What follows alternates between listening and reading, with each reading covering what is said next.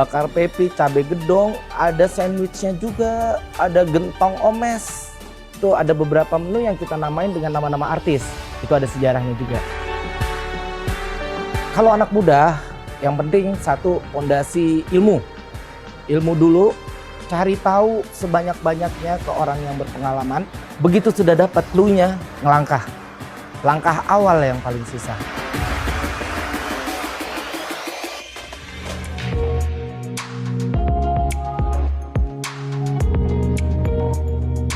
Saya Adolf, biasa dipanggil Babe Dolof. Saya di sini foundernya, sekalian pemilik dari usaha Kambing Babe Dolof.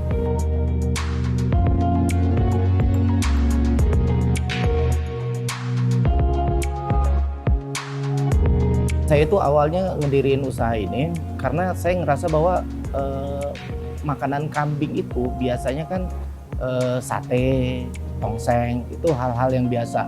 Jadi saya menciptakan masakan, create masakan yang makan kambing tapi dari sudut pandang berbeda. Gitu. Makanya ada macam-macam, namanya juga tidak bisa kita ketemu di tempat lain. Semua masakannya juga unik-unik.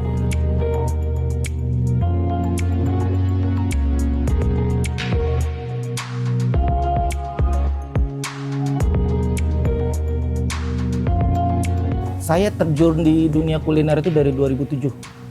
Berarti udah 13 tahun. Kalau di usaha ini sendiri, Kambing Babe Dolof itu kira-kira 4 tahun.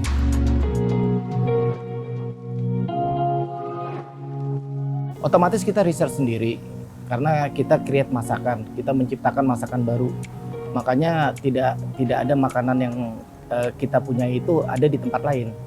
Gitu, karena saya mencampurkan seluruh bumbu dari berbagai negara untuk jadi satu masakan.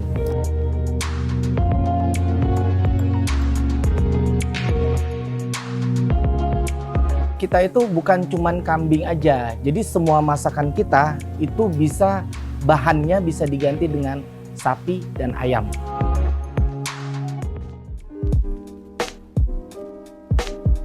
Makanan kita nggak terlalu mahal. Kalau di sini itu range-nya antara 20.000 sampai 58.000. Jadi kita terkenal dengan daging lembut dan kambingnya tidak bau perengus. Itu andalan kita, tidak bau perengus. Makanya slogan kita rasain rasanya.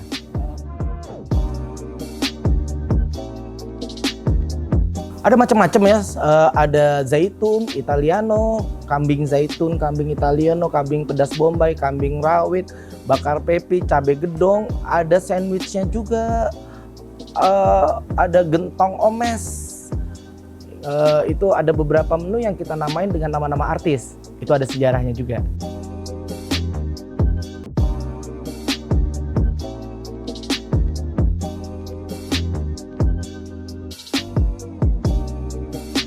Jadi artis-artis ini awalnya adalah pelanggan saya karena mereka itu sering datang ke sini, saya deketin, saya ajak ngobrol ya seperti temen. Nah akhirnya bersahabat sama saya. Di saat bersahabat saya ciptakan mereka makanan.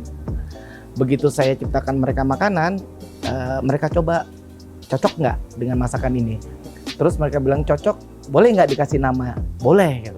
Mereka ngizinin, tapi saya nggak bisa bayar mereka mahal gitu kan, kita usaha kecil gitu. Oh nggak masalah, itu namanya as a friend ya, persahabatan ya seperti itu. Alhamdulillah sampai sekarang kita masih bersahabat sama Omes, sama Pepi, sama Vicky Nitinegoro, dan mereka masih tetap support. Mereka support dari awal.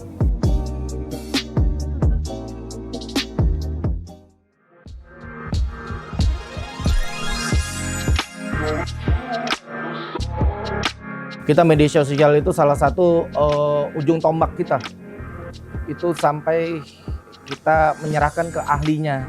Jadi udah mulai ke Instagram, Facebook, bagaimana cara marketing di medsos dan lain sebagainya. Itu yang kita ini. Apalagi TV-TV sudah meliput kita semuanya, hampir semua program-program TV mengenai makanan kuliner itu sudah meliput kita, alhamdulillah.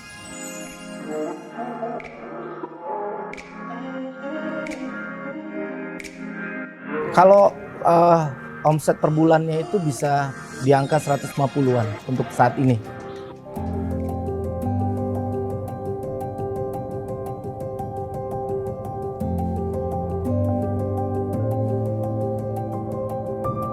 Paling berat di pandemi, Mas. Gini, PSBB ini yang paling berat sebenarnya. Kalau yang lain itu saya rasa wajar ya. Sama satu lagi research makanan dari awal. Karena kita pengen supaya gini, saya itu lidah Sumatera. Lidah Sumatera itu betul-betul yang ngerasa itu kalau bisa kita rasa itu sampai di perut.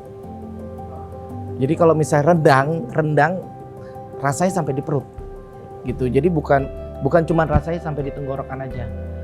Itu yang kita quality controlnya itu yang kita betul-betul kita pegang banget gitu loh. Karena begitu orang sampai rumah dari dia makan di Babe Dolok sampai rumah dia tidur, dia masih ngerasain yang namanya kambing pedas Bombay, kambing rawit, kambing zaitun.